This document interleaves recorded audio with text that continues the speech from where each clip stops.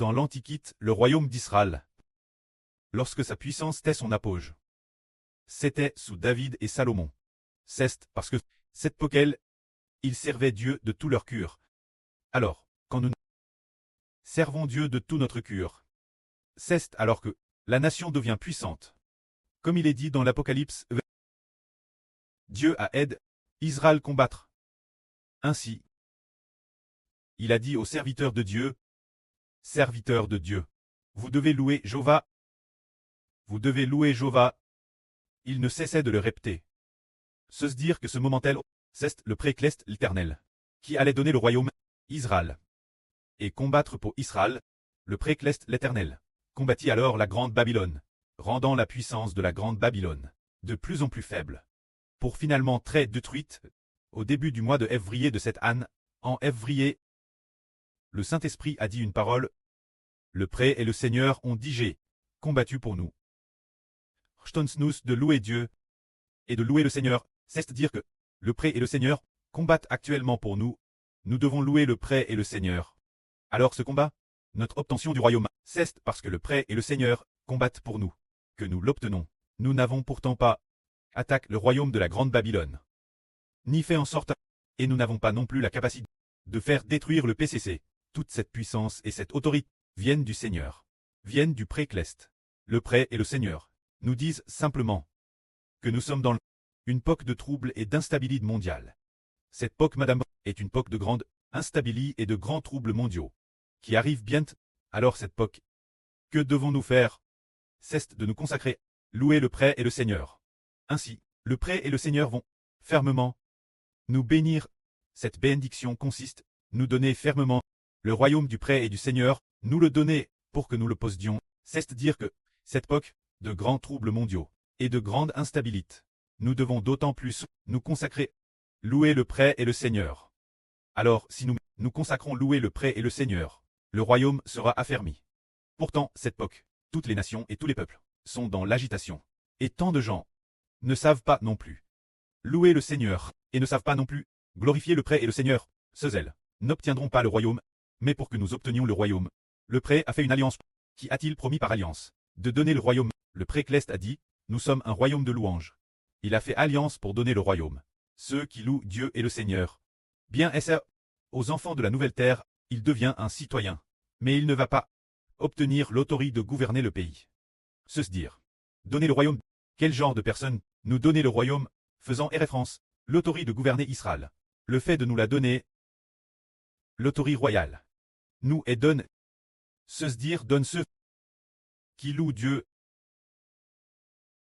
Dans le livre de l'Apocalypse, au chapitre 11, il y a un ange qui dit l'apôtre Jean, va et compte ceux qui adorent l'autel et dans le temple. Mais le parvis extérieur du temple ne le compte pas.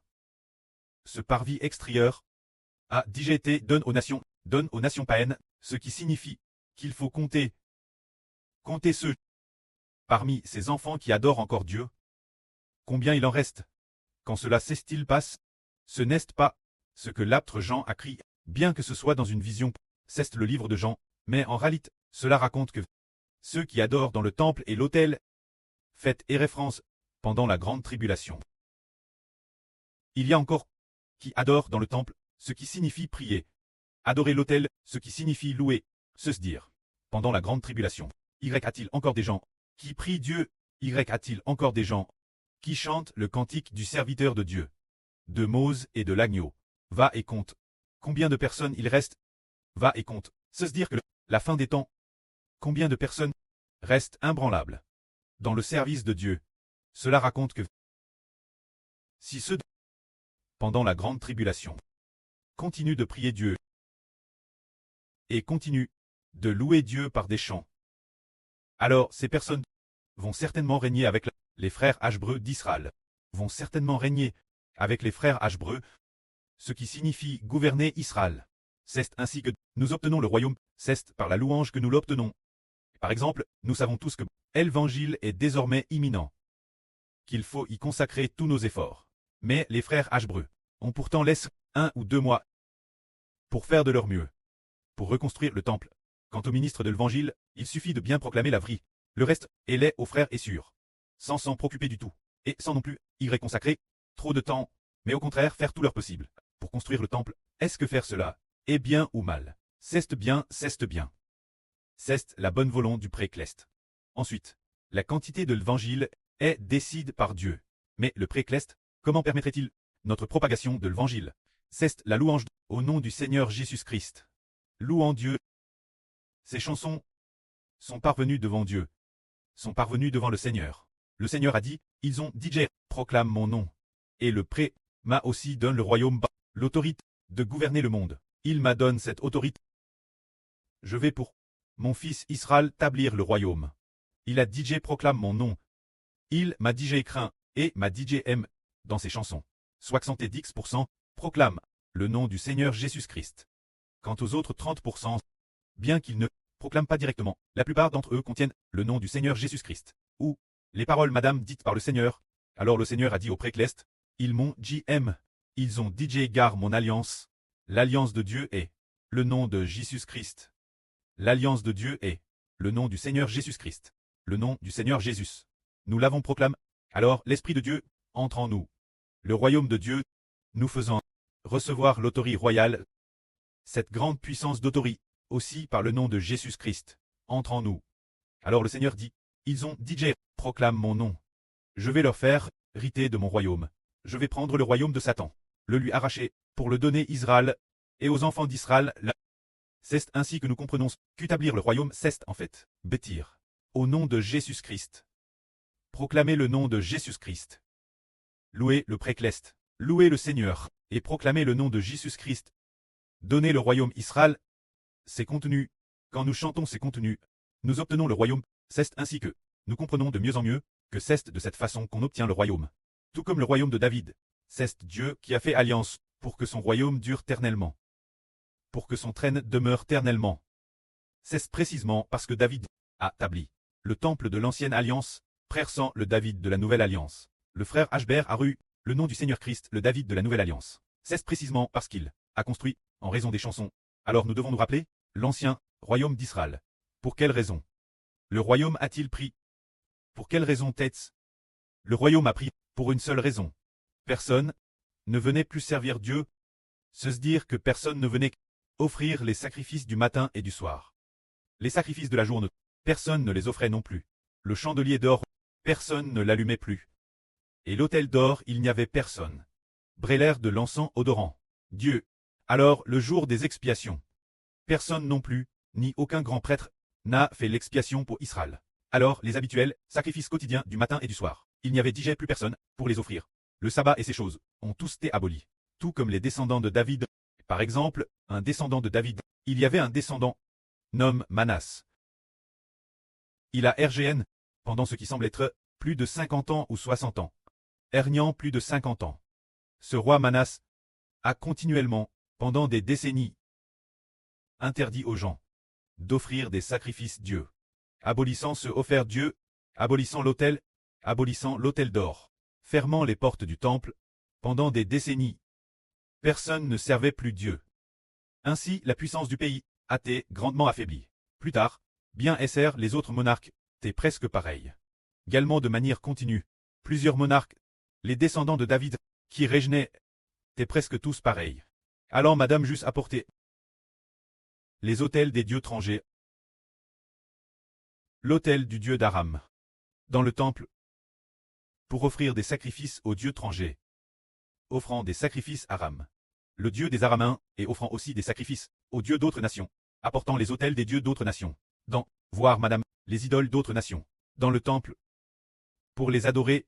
Alors le Seigneur Dieu, dans sa colère a juré de détruire le temple de Dieu. Dieu s'est mis en colère, et a détruit son temple, et a détruit aussi les murailles de Jérusalem, Brerlan Jérusalem, laissant les Babyloniens faire ainsi, dès lors la descendance de David, ne plus de royaume. Le royaume n'existait plus, parce que l'arche de l'alliance avait été emporte. Le temple est détruit, sans temple, il n'y a pas de royaume. Alors l'arche contient les deux tables de l'alliance, frère Héber, est comme l'arche, et les deux tables sont l'esprit du précleste et du Seigneur. Alors frère et sœur sont comme le temple. nous nous consacrons bâtir le royaume, les louanges, et nous nous consacrons servir. Alors le royaume sera affermi, tout comme dans l'ancien Israël de David. Et au début du règne de Salomon, mais si personne ne loue Dieu, parmi les enfants guidés par le frère Hébert, si personne ne prie Dieu, et si personne non plus ne loue Dieu, si personne ne s'unit pour former des groupes, pour adorer Dieu, alors dans ce cas, le royaume ne sera pas obtenu. Mais frère Hébert, la prospérité de la nation, quoi est-elle due? Tout comme Hersément, le précleste a dit, le H de Hbert, l'avenir le H dans Hbert, signifie le sens de prospérité et de floraison. Par quoi prospère-t-elle? Parce que le frère Hbert fait tout son possible pour bâtir la louange. Bâtir le royaume de Dieu. C'est dire bâtir le temple de Dieu. De quoi Jéhovah fait-il son royaume? Jéhovah fait de ses chants de louange son royaume. Fait de son saint temple son royaume. Alors le Hbert d'Israël, de qui fait-il son royaume? Fait de tout Jérusalem. Obtient le royaume des cieux. Obtient toute l'humanité comme peuple. Comme citoyen. Alors obtenir la Jérusalem cleste, comme capitale. Le pré-cleste fait pourtant du temple son royaume. Fait de la louange son royaume. C'est merveilleux. Le frère Hbert obtient le royaume, et le pré-cleste obtient le royaume. C'est un peu différent. Le pré-cleste fait de la louange son royaume.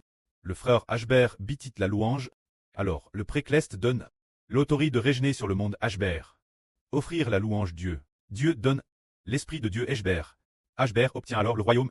Alors comment le royaume du pré-cleste va-t-il demeurer éternellement avec Hbert? Le frère Hbert, en tant que souverain sacrificateur, exerce une double fonction, n'est-ce pas?